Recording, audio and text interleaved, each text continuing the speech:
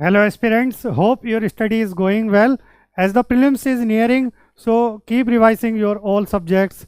And in today's session, we will discuss about increase in SC judges through ordinance. What is judicial pendency? And as you all know, at the end of session, we will discuss 3 prelims questions.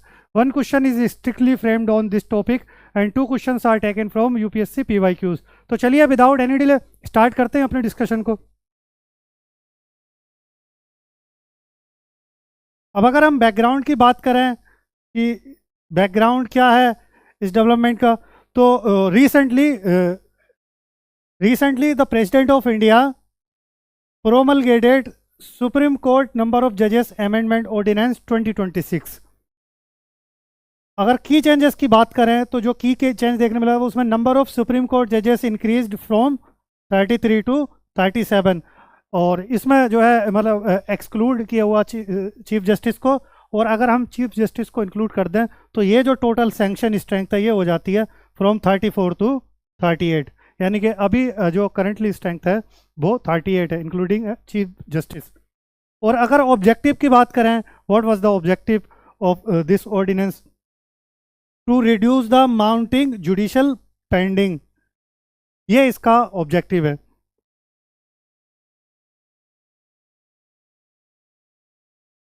अगर constitutional basis की बात करें ordinance के कि जो ordinance है उसका constitutional basis क्या है,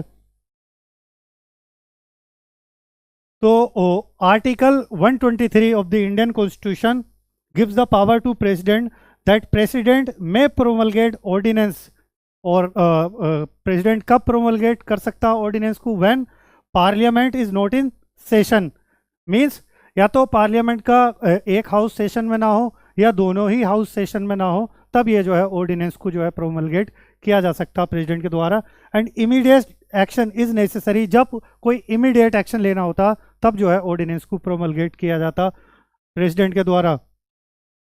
और ये जो प्रोमलगेशन है प्रेसिडेंट के द्वारा ऑर्डिनेंस का, इसमें जो है एडवाइस रहती है काउंसिल ऑफ मिनिस्टर्स की, और इन काउंसिल ऑफ मिनिस्टर्स को जो है हेड करता वो प्राइम मिनिस्टर हेड करता. और अगर नेचर की बात करें ऑर्डिनेंस के, तो ये टेम्परेरी लॉ होता है, same force as parliamentary act. और अगर इसके फोर्स की बात करें तो ये सेम एज ही एक्ट करता है जैसे कि जो कि पार्लियामेंट्री एक्ट होते हैं वो एक्ट करते हैं. तो और ये एक एग्जीक्यूटिव लेजिस्लेटिव पावर होती है. और अगर हम इम्पोर्टेंट लिमिटेशंस की बात करें इसके ऑर्डिनेंस के, तो ordinance must be laid before parliament receive approval within constitutional timelines. हम टाइमलाइंस को बाद में देखेंगे कि कितने दिनों में जो है उसको अप्रूवल की ज़रूरत होती है और कितने दिनों में जो है वो सीज कर जाता है. तो ordinance power is extraordinary but subject to constitutional checks and parliamentary control. हाँ, ये बात सही है कि जो है ये एक एक्स्ट्रा ऑर्डिनरी पावर जरूर होती है प्रेसिडेंट के पास में इसको, लेकिन ये भी पार्लियामेंट्री की चेक एंड बैलेंस के लिए रखा है, क्योंकि जो ऑर्डिनेंस लाया जाता है तो उसको भी पास किया जाता है जब जो है हाउसेस रीअसेंबल होता है. तो हम लेटर ऑन डिस्कस करेंगे उसके बारे में.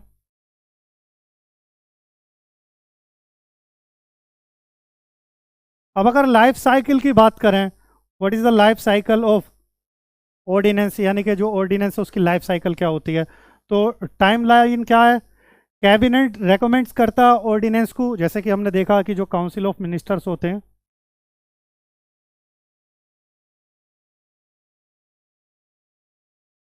काउंसिल ऑफ मिनिस्टर्स जो है वो रेकमेंड्स करते हैं ऑर्डिनेंस को. प्रेसिडेंट जो है प्रोमलगेट्स करता है ऑर्डिनेंस को अंडर आर्टिकल 123. हालांकि मैं थोड़ा सा गवर्नर के भी बारे में बता दूं कि स्टेट के अंदर सेम ऑर्डिनेंस गवर्नर के द्वारा लाया जाता अंडर आर्टिकल 213 यानी कि 213 में. तो हम क्योंकि सुप्रीम कोर्ट के जजेस के रेफरेंस में इसको डिस्कस कर रहे हैं, प्रेसिडेंट ने जो है इसको ऑर्डिनेंस को लाया, तो हम अपने इसको इस पे ही फोकस रखेंगे. सेम थीम जो है स्टेट में भी देखने को मिलती है. Parliament reassembles ordinance must be approved within 6 weeks of reassembly. जैसे ही रीअसेंबली करता है पार्लियामेंट तो उसके 6 वीक्स के अंदर अंदर जो है उसको अप्रूव करना होता. अदरवाइज जो है अगर वो अप्रूव नहीं करता है तो फिर वो सीज कर जाता ऑर्डिनेंस. और अगर हम बात करें कि ऑर्डिनेंस की सीजेस की, तो कब जो है ऑर्डिनेंस सीज कर जाता?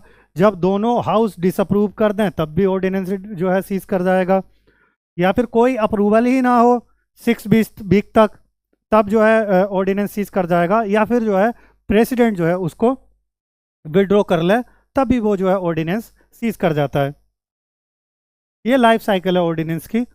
और अगर हम ऑर्डिनेंस पावर यानी कि कॉन्स्टिट्यूशनल डिबेट की बात करें तो क्रिटिसिज्म क्या है ऑर्डिनेंस के लिए, अगर हम कंसर्न्स देखें तो बाईपासिंग पार्लियामेंट्री डिबेट, सही बात है कि जो ऑर्डिनेंस लाया जाता वो बाईपास कर देता, किसको बाईपास करता, ऑर्डिनेंस डिबेट को बाईपास करता है। एग्जीक्यूटिव ओवररीच इसमें देखने को मिलती है, एंड फ्रीक्वेंट रीप्रोमलगेशन ये देखने को मिलता है। और अगर हम जुडिशल पोजीशन की बात करें तो जुडिशल पोजीशन क्या है इसको लेकर, supreme court permits limited judicial review. हाँ, सुप्रीम कोर्ट जो है इसमें जुडिशल रिव्यू को परमिट करता, यानी कि लिमिटेड जुडिशल रिव्यू को परमिट करता, क्योंकि मान लीजिए अब किन किन केसेस में जो है जुडिशल रिव्यू को परमिट करता सुप्रीम कोर्ट्स में एग्जामिन जब मालाफाइड इंटेंट हो, या अब्सेंस ऑफ अर्जेंसी हो, या फिर कोई कॉन्स्टिट्यूशनल फ्रॉड हो, तब जो है सुप्रीम कोर्ट जो है उसमें जुडिशल रिव्यू कर सकता, अगर इस तरह के इंटेंट देखने को मिलते हैं तो। अब आते हैं हम सुप्रीम कोर्ट की स्ट्रेंथ पर। ये तो था ऑर्डिनेंस के बारे में, अब सुप्रीम कोर्ट की स्ट्रेंथ को डिस्कस कर लेते हैं। तो article 124 clearly says constitution provide one chief justice of India, यानी कि एक chief justice of India, and the such number of जजेस एज पार्लियामेंट में प्रेस्क्राइब। जैसे कि जितने भी जजेस को पार्लियामेंट प्रेस्क्राइब करेगा तो उसमें जो है कितने जो जजेस होंगे वो पार्लियामेंट प्रेस्क्राइब करेगा, और पार्लियामेंट एनेक्ट करता है। सुप्रीम कोर्ट नंबर ऑफ जजेस एक्ट 1956 को पार्लियामेंट ने इसको एनेक्ट किया, सुप्रीम कोर्ट नंबर ऑफ जजेस एक्ट 1956 को। और अगर हम देखें 1950 के बाद से देखें कि किस तरह से जुडिशल स्ट्रेंथ जो है इंक्रीज हुई है, ये किस तरह से इवोल्यूशन हुआ है। तो 1950 में जो थे 8 जजेस थे, इसमें चीफ जस्टिस भी इंक्लूडेड हैं। और 86 की अगर बात करें हम तो 86 में 26, एंड 2019 में ये देखने को मिलती है स्ट्रेंथ 34, एंड नाउ जैसा कि अब ऑर्डिनेंस लाया गया है उसमें जो ये स्ट्रेंथ है वो अब 38 है।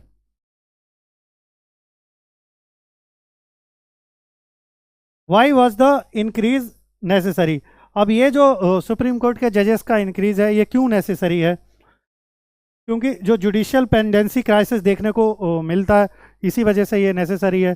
अभी अगर हम करंट बैकलॉग देखें, सिर्फ एससी के अंदर ही देखें सुप्रीम कोर्ट के अंदर, तो ओवर 93,000 पेंडिंग केसेस देखने को मिलते हैं। और रीजंस क्या है, अगर रीजंस देखें तो पॉपुलेशन ग्रोथ, पॉपुलेशन भी एक फैक्टर है, इंडिया के अंदर बड़े स्केल पर ग्रोथ हुई है। Increased litigation, constitutional disputes, PIL expansion, and post Covid E filing surge. और अगर कंसिक्वेंसेस देखें इसके तो delay in justice, rising litigation cost, and burden on citizens and economy. तो ये जो है रीजंस हैं जुडिशल पेंडेंसी क्राइसिस के।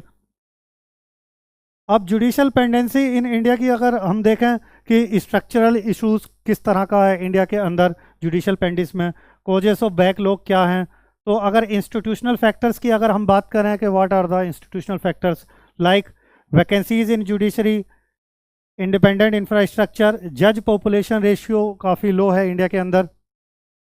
और अगर प्रोसीजरल फैक्टर्स की बात करें तो frequent adjournment, complex procedures and delayed appointments. और सिस्टेमिक चैलेंजेस की अगर हम बात करें कि what are systemic challenges, then government as largest litigant, government अपने आप में ही एक लार्जेस्ट लिटिगेंट है।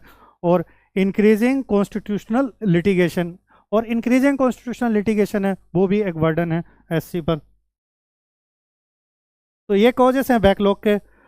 अब अगर हम देखें इज इंक्रीजिंग जजेस इनफ, क्या सिर्फ जजेस की स्ट्रेंथ को इंक्रीज करना इनफ है, क्या वो सारी जो प्रॉब्लम्स हैं उससे सॉल्व हो जाएंगी?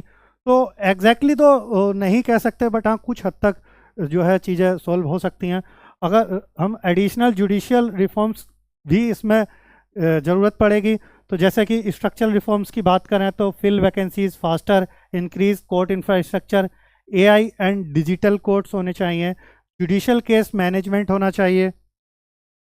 और अगर प्रोसीजरल रिफॉर्म्स की अगर हम देखें तो reduce adjournment, strengthening mediation and promote tribunal efficiency. And at the same times governance reforms की भी जो है ज़रूरत है। अगर हमें इन पेंडेंसी ऑफ केसेस को रिड्यूस करना बड़े स्केल पर, तो एक नेशनल जुडिशियल इंफ्रास्ट्रक्चर अथॉरिटी होनी चाहिए and all India judicial service debate होना चाहिए। तो ये सब कुछ पैरामीटर्स हैं जिस पर जो है जो रिफॉर्म्स कंसीडर किए जा सकते हैं to reduce the pendency in Supreme Court in cases. और अगर अब हम कंक्लूड करें अपने टॉपिक को, तो क्या कंक्लूजन रहेगा और एनालिटिकल टेक अवे क्या रहेगा। तो अगर कोर कॉन्स्टिट्यूशनल प्रिंसिपल हम देखें तो जस्टिस डिलेड, जस्टिस डिनाइड, ये जो है इंपॉर्टेंट हो जाता है कि अगर जस्टिस डिलेड हो जाता तो एक तरह से जस्टिस डिनाइड की तरह ही होता। तो इस ऐसे में क्या हो सकता है, increase supreme court strength, address immediate pendency pressure, expand judicial capacity, strength access to justice. However, pendency is not merely a numerical, requires systemic judicial reforms. और अगर इफेक्टिव गवर्नेंस टेक अवे की बात करें तो effective justice delivery depends on institutional capacity, यानी कि जो effective justice delivery है वो किस पर डिपेंड्स करती है, इंस्टीट्यूशनल कैपेसिटी पर, जुडिशियल इंडिपेंडेंस पर, एडमिनिस्ट्रेटिव एफिशिएंसी पर एंड कॉन्स्टिट्यूशनल अकाउंटेबिलिटी पर। अब अगर हम अपने इस टॉपिक को बाइंड अप करें तो हम अपने एक स्टेटमेंट के साथ बाइंड अप करेंगे इस टॉपिक को। ऑर्डिनेंस पावर में provide urgent solutions but long term judicial reforms require sustained parliamentary and institutional actions.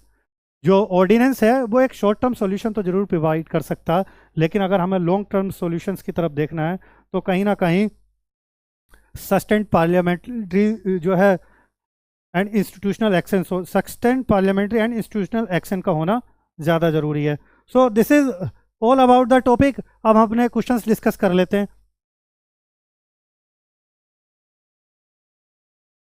ये क्वेश्चन इसी टॉपिक पर फ्रेम किया गया है। इसमें 4 स्टेटमेंट्स दिए गए हैं और पूछा गया है कि इन स्टेटमेंट से कितने स्टेटमेंट्स सही हैं। तो हम पहले क्वेश्चन रीड करते हैं, फिर स्टेटमेंट्स का 1 बाय 1 आंसर करते हैं। क्वेश्चन में क्या कहा गया, with reference to the promulgation of ordinance in India consider the following statements. हम पहला स्टेटमेंट रीड करते हैं। पहले स्टेटमेंट में क्या कहा गया, the president can promulgate an ordinance only when both houses of parliament are not in session. क्या जैसा कि हमने अपने टॉपिक में डिस्कस किया, क्या ऐसा ही था कि जब दोनों हाउसेस पार्लियामेंट के सेशन में ना हो तभी ऑर्डिनेंस को लाया जा सकता। सो दिस स्टेटमेंट इज़ रॉन्ग। और रॉन्ग क्यों है, क्योंकि जो ऑर्डिनेंस है वो या तो एक हाउस सेशन में ना हो तब भी लाया जा सकता, या फिर दोनों ना हो तब भी लाया सकता। सिर्फ दोनों हाउस जो है सेशन में ना हो तभी ऑर्डिनेंस लाया जाएगा, तो यह स्टेटमेंट रॉन्ग हो जाएगा। अब हम अपना सेकंड स्टेटमेंट रीड करते हैं। सेकंड में क्या कहा गया, an ordinance has the same force and effect as an act of parliament. Yes, this statement is correct. जो ऑर्डिनेंस होता वो भी सेम फोर्स एंड इफेक्ट रखता है जो कि पार्लियामेंट के एक्ट रखते हैं। So this statement is correct. अब थर्ड स्टेटमेंट रीड कर दें। थर्ड में क्या कहा गया, an ordinance automatically ceases to operate 6 weeks after reassembly of parliament unless approved earlier. Yes, अगर 6 वीक जैसे ही रीअसेंबली होती है पार्लियामेंट की तो उसके 6 वीक्स के अंदर अगर उसको ऑर्डिनेंस को पास कर दिया जाता तब तो वो वैलिड रहेगा, अदरवाइज वो सीज कर जाता। So statement third is also correct. अब हम अपना फोर्थ स्टेटमेंट रीड करते हैं। फोर्थ में क्या कहा गया, an ordinance can amend the constitution of India in the same manner as constitutional amendment bill. क्या यह स्टेटमेंट सही है कि रॉन्ग है कि जो ऑर्डिनेंस है वो कॉन्स्टिट्यूशन जो है उसी तरह से अमेंड कर सकता है जैसे कि constitutional amendment bill? So this statement is wrong, क्योंकि कॉन्स्टिट्यूशनल अमेंडमेंट जो है, कॉन्स्टिट्यूशन का अमेंडमेंट जो है वो under article 368 of Indian constitution, ये पावर जो है पार्लियामेंट के पास होती है।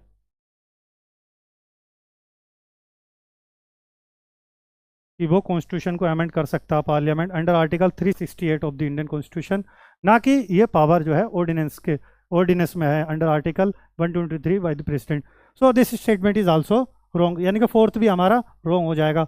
तो अब हमारे कौन कौन से स्टेटमेंट सही हुए और कौन सा ऑप्शन हमारा करेक्ट है। तो ए में हमें दे रखा ओनली 1 और बी में हमें दे रखा ओनली 2, तो हमारा कौन सा आंसर सही हो जाएगा, बी हो जाएगा, ओनली 2। अब हम अपना सेकंड क्वेश्चन देखते हैं, सेकंड क्वेश्चन में क्या पूछा गया है, फिर उसका आंसर करते हैं। This question is asked by UPSC in prelims 2025। ये क्वेश्चन यूपीएससी ने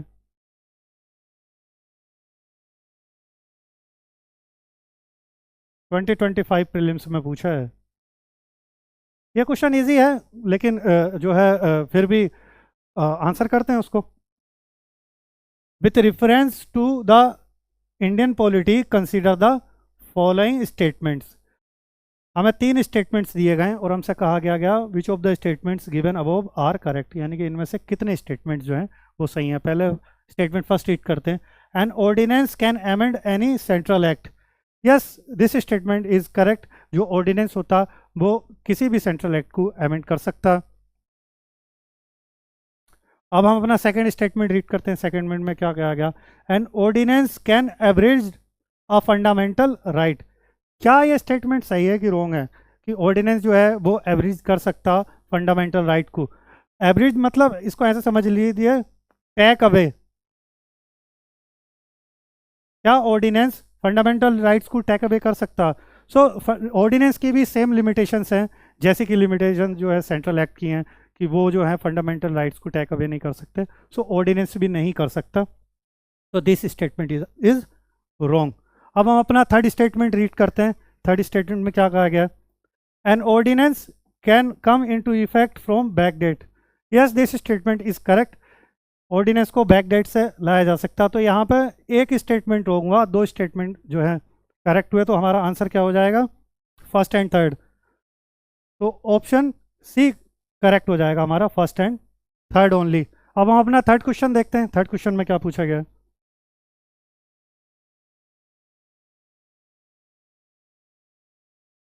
this question is also asked by UPSC earlier. So question easy है बट फिर भी डिस्कस करना तो जरूरी है। क्वेश्चन में क्या कहा गया, Rajya Sabha has equal powers with Lok Sabha in. 4 options दिए गए हैं, इन 4 में से किस में जो है राज्यसभा के पास इक्वल पावर्स हैं जैसे कि लोकसभा के पास हैं। तो पहले ऑप्शन को देखते हैं, the matter of creating knew all India services. क्या इसमें लोकसभा एंड राज्यसभा की पावर्स इक्वल हैं? नहीं, इसमें इक्वल नहीं है।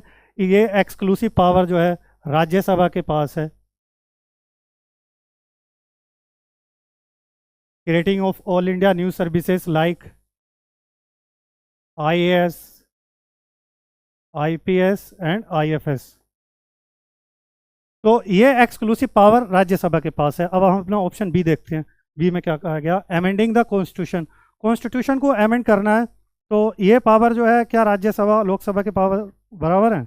यस, इसमें जो है दोनों के पास पावर बराबर होती हैं कॉन्स्टिट्यूशन को अमेंड करने के लिए, लोकसभा हो या राज्यसभा।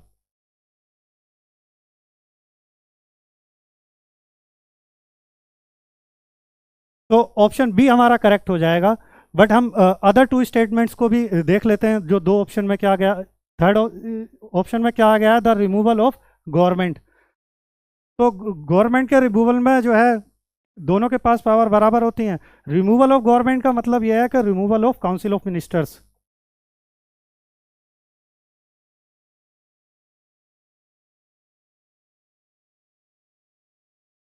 तो अगर काउंसिल ऑफ मिनिस्टर्स को रिमूव करना है तो काउंसिल ऑफ मिनिस्टर्स तो लोकसभा के लिए रिस्पॉन्सिबल होते हैं। तो इसमें जो एक्सक्लूसिव पावर होती है वो लोकसभा के पास होती है। सो यहाँ पर जो है बराबर नहीं होती है लोकसभा राज्यसभा की पावर। अगर हम डी ऑप्शन में देखें तो डी ऑप्शन में क्या कहा गया, to introduce the money bill. Money bill को जो है इंट्रोड्यूस करने के लिए क्या लोकसभा राज्यसभा के पास दोनों के पास बराबर होती हैं। तो इसमें भी जो है एक्सक्लूसिव पावर होती है लोकसभा के पास अंडर आर्टिकल 109 मनी बिल को इंट्रोड्यूस करने के लिए लोकसभा में ये एक्सक्लूसिव। हालांकि कुछ पावर्स राज्यसभा की पावर्स भी पास भी होती हैं मनी बिल के, लेकिन जो एक्सक्लूसिव पावर जो होती है वो लोकसभा के पास ही होती है। तो इसका जो आंसर रहेगा वो बी रहेगा। So that's all for today. मिलते हैं नेक्स्ट टॉपिक में। Till then good luck and keep continue your preparation.